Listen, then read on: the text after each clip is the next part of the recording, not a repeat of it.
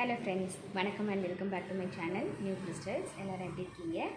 இன்றைக்கி நம்ம சேனலில் என்ன வீடியோன்னு பார்க்குறதுக்கு முன்னாடி நீங்கள் என்னோடய சேனலை ஃபஸ்ட் டைம் பார்க்குறீங்கன்னா மறக்காமல் ப்ளீஸ் நியூ கிறிஸ்டல் சேனலுக்கு சப்ஸ்கிரைப் பண்ணிக்கோங்க. கூடவே பக்கத்தில் இருக்கிற பெல் ஐக்கானை ப்ரெஸ் பண்ணி சேவ் பண்ணிக்கோங்க. வீடியோ பிடிச்சிருந்தா உங்கள் ஃப்ரெண்ட்ஸுக்கும் ஷேர் பண்ணுங்கள், லைக் பண்ணுங்கள்.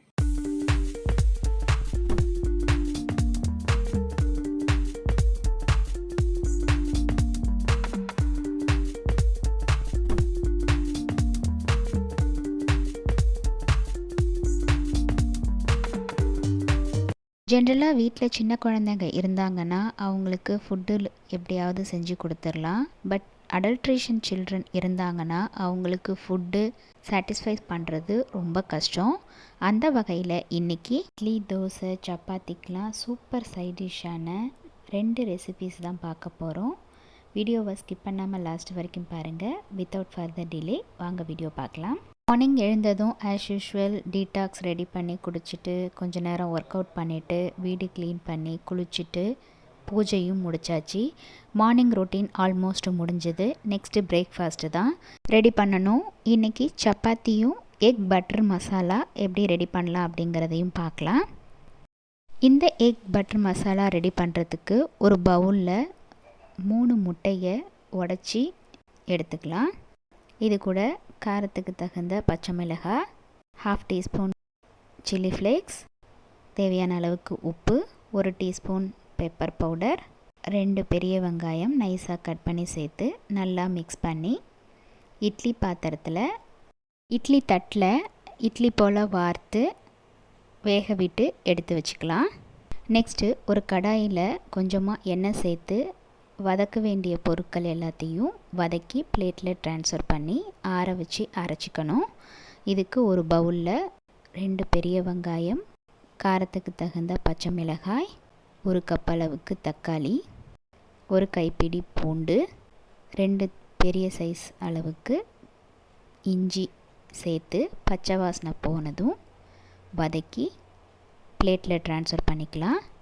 கூடவே வாசனை பொருட்களான பட்டை, கிராம்பு, இலை இது எல்லாத்தையும் வதக்கி பிளேட்டில் ட்ரான்ஸ்ஃபர் பண்ணி ஆற வச்சு மிக்ஸி ஜாரில் சேர்த்து அரைச்சி எடுத்து வச்சுக்கலாம்.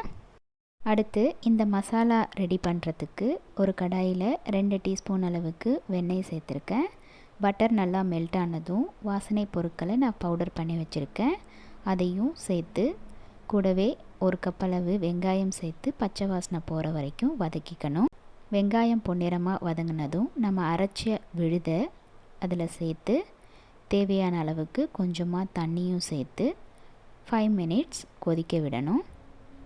கிரேவி நல்லா கொதிக்க ஆரம்பிக்கும்போது 1/2 டீஸ்பூன் மஞ்சத்தூள், காரத்துக்கு தகுந்த மிளகாய்த்தூள், 1 டீஸ்பூன் கரம் மசாலா, தேவையான அளவுக்கு உப்பு சேர்த்து மிக்ஸ் பண்ணி இன்னொரு 5 to 10 மினிட்ஸ் மூடி வச்சு கொதிக்க விடணும். நல்லா கிரேவி திக் கன்சிஸ்டன்சி வந்ததும் நம்ம ஆல்ரெடி வேக விட்டு வச்சுருக்க எக்கு இட்லியை இதில் சேர்த்து மிக்ஸ் பண்ணி 1 டீஸ்பூன் அளவுக்கு கஸ்தூரி மேத்தி தூவி தேவையான அளவுக்கு கொத்தமல்லியும் தூவி இறக்கிடலாம். ரொம்ப டேஸ்டியான எக் பட்டர் மசாலா ரெடி ஆயிடுச்சு. இந்த எக் பட்டர் மசாலா சப்பாத்தி, நான், ரொட்டி இதுக்கெலாம் சூப்பர் சைட் டிஷ்ஷாக இருக்கும். நீங்களும் இதை ட்ரை பண்ணி பாருங்கள். நெக்ஸ்ட்டு நம்ம பார்க்க போகிறது இட்லி தோசைக்கு ரொம்ப சூட்டபிளான சேலத்து சாம்பார் எப்படி ரெடி பண்ணலாம் அப்படிங்கிறத பார்க்கலாம். இதுக்கு ஒரு மிக்ஸி ஜாரில் 1 கைப்பிடி அளவுக்கு தேங்காய், தேவையான அளவுக்கு பச்சை மிளகாய், 1 கப் பொட்டுக்கடலை சேர்த்து நைஸாக அரைச்சிக்கலாம். அடுத்து இந்த சாம்பார் தாளிக்கிறதுக்கு குக்கரில் 2 டீஸ்பூன் அளவுக்கு எண்ணெய் சேர்த்துருக்கேன். எண்ணெய் சூடானதும் 1 டீஸ்பூன் கடுகு, 1 கப் அளவுக்கு வெங்காயம் சேர்த்து பொன்னிறமாக வதக்கிக்கணும்.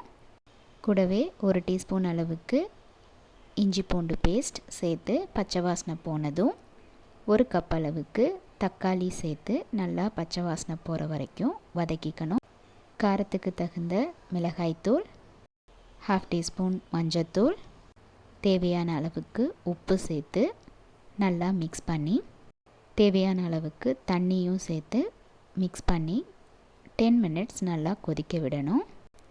தக்காளி வெங்காயம் நல்லா வெந்து பச்சை வாசனை போனதும் நம்ம அரைச்ச விழுதை இது கூட சேர்த்து தேவைப்பட்டால் இன்னும் கொஞ்சம் தண்ணியும் சேர்த்து நல்லா மிக்ஸ் பண்ணி இன்னும் ஒரு 5 மினிட்ஸ் கொதிக்க விட்டு இறக்கிடலாம். ரொம்ப சிம்பிள் அண்ட் டேஸ்டியான பருப்பு இல்லாத சேலத்து சாம்பார் ரெடி ஆகிடுச்சு. இந்த 2 ரெசிபீஸையும் நீங்களும் ட்ரை பண்ணி பார்த்துட்டு எப்படி இருக்குன்னு கண்டிப்பாக உங்கள் கமெண்ட்ஸை போஸ்ட் பண்ணுங்கள். ஏன்னா ஃப்ரெண்ட்ஸ், வீடியோ பார்த்தீங்களா? இந்த வீடியோ கண்டிப்பாக உங்களுக்கு இன்ட்ரெஸ்டிங்காகவும் யூஸ்ஃபுல்லாகவும் இருந்திருக்கும்னு நினைக்கிறேன். வீடியோவை ஸ்கிப் பண்ணாமல் லாஸ்ட் வரைக்கும் பார்த்ததுக்கு ரொம்ப தேங்க்ஸ். வீடியோ பிடிச்சிருந்தா ப்ளீஸ் லைக் பண்ணுங்கள், ஷேர் பண்ணுங்கள், மறக்காமல் நியூ கிறிஸ்டல் சேனலுக்கு சப்ஸ்கிரைப் பண்ணி எனக்கு சப்போர்ட் பண்ணுங்கள். நெக்ஸ்ட்டு ஒரு இன்ட்ரெஸ்டிங் அண்ட் யூஸ்ஃபுல்லான வீடியோவோட உங்களை மீட் பண்ணுறேன். Till then, bye from New Crystals. Be safe, be healthy. Thank you.